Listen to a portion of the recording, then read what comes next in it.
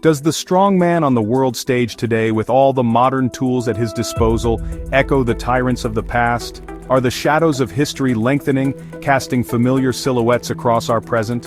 When Vladimir Putin addresses his nation with carefully crafted rhetoric and a commanding presence, do we hear the same cadences, the same appeals to national pride and destiny that once mesmerized crowds in Rome or Berlin? Do the echoes of past demagogues resonate in the halls of modern power? The rise of authoritarian leaders is a recurring theme in history, a dark current that surfaces time and again, each with its own signature, its own unique blend of ideology and ambition.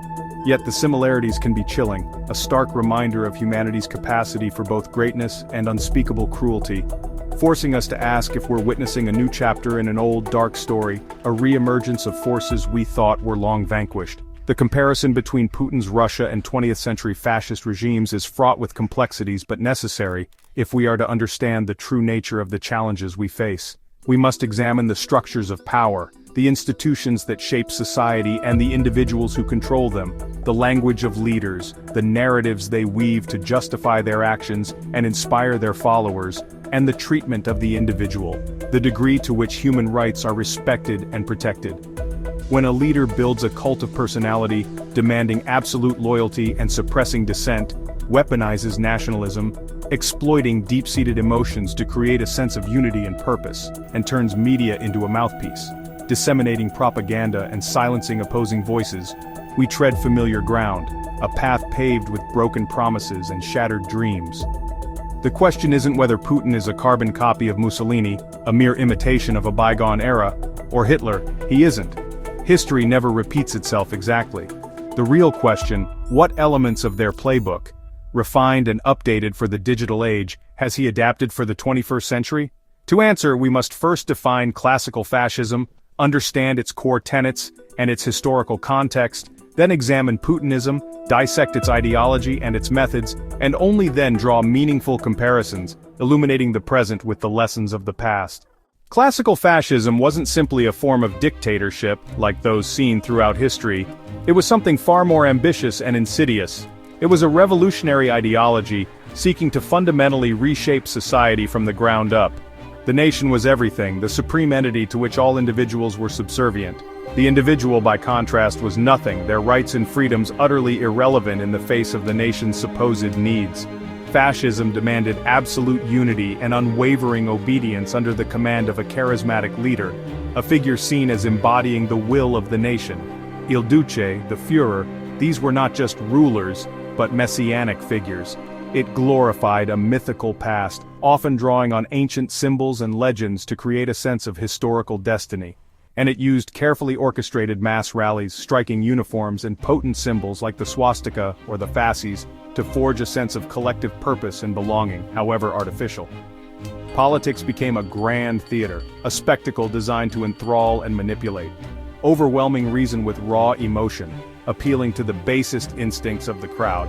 Fascists believed in perpetual struggle, both internal and external, seeing conflict as a source of national strength, justifying aggression against other nations and ruthlessly crushing any form of dissent within their own borders. In Germany, this toxic brew led to the pseudo-scientific racial doctrine of Nazism, and ultimately, to the unspeakable horrors of the Holocaust.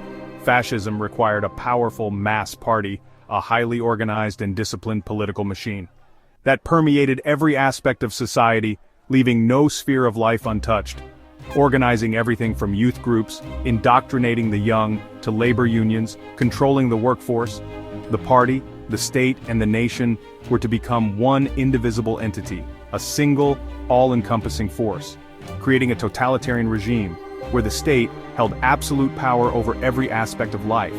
The ultimate goal was to mobilize the masses, to instill unwavering loyalty to the regime, and to fundamentally transform society, remaking it in the image of their twisted ideology. This was the terrifying machinery of fascist power, a system designed to crush the individual and exalt the state. Putinism emerged from the chaos of the 1990s, promising order and national pride. Unlike fascism, it lacks a coherent ideology. It's pragmatic, centered on Putin and his loyal elites. Its narrative blends Soviet nostalgia, Orthodox tradition, and the idea of Russia as a besieged civilization. This justifies repression at home and aggression abroad. Economically, it's state-managed capitalism. Oligarchs thrive if loyal, but property is never secure. The regime is a kleptocracy where power and wealth are intertwined. Instead of mass mobilization, Putinism encourages political passivity and cynicism. Citizens are offered stability in exchange for disengagement. The result, a population kept docile and a system built for control. Both systems elevate a supreme leader. Putin as Russia's indispensable father, echoing Mussolini and Hitler. State media crafts his image as master strategist and national savior. Nationalism is weaponized, glorifying the past and uniting the population against external enemies. The state defines patriotism, dissent is betrayal. Information is tightly controlled, creating an alternate reality where the leader is always right. Militarism and foreign aggression are central. Wars in Chechnya, Georgia, and Ukraine boost Putin's popularity and reinforce the narrative of a resurgent Russia. These are classic features of authoritarian regimes. Despite similarities, key differences remain. Putin's United Russia Party is a tool of power, not a revolutionary mass movement. Putinism demobilizes society. It wants obedience, not enthusiasm. There's no explicit racial doctrine like Nazism's. Enemies are defined politically, not biologically. The ideology is flexible, a patchwork to maintain power, not a vision for a new society. The system is cynical, not idealistic. Economically, it's a kleptocracy.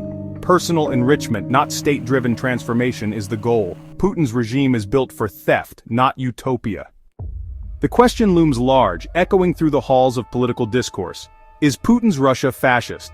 It's a question that demands careful consideration, a nuanced understanding of history, and a clear-eyed view of the present.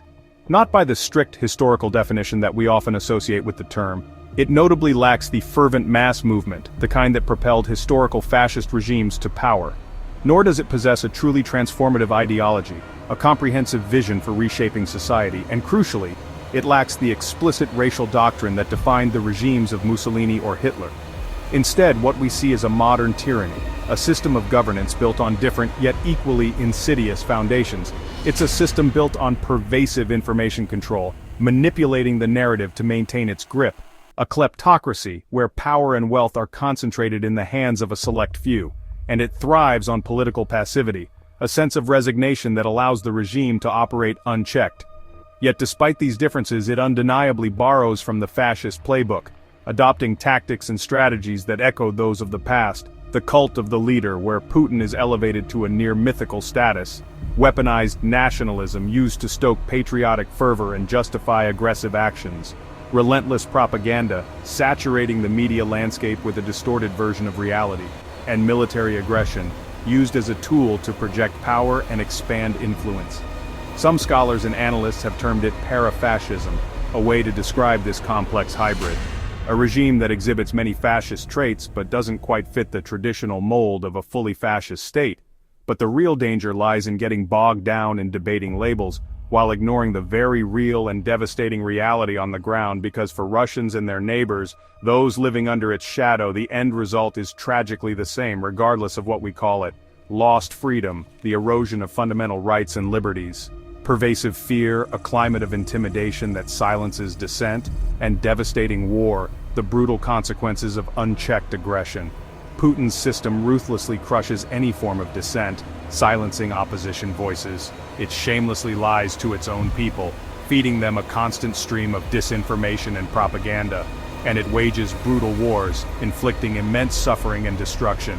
It's a tyranny that has adapted and evolved for the modern age, a profound and dangerous threat to democracy, international law, and the very foundations of a peaceful world order. We must recognize these patterns, learn from the lessons of history, and understand the true nature of this threat. We must have the courage to call them out, to stand up for what is right, and to defend the values of freedom and democracy.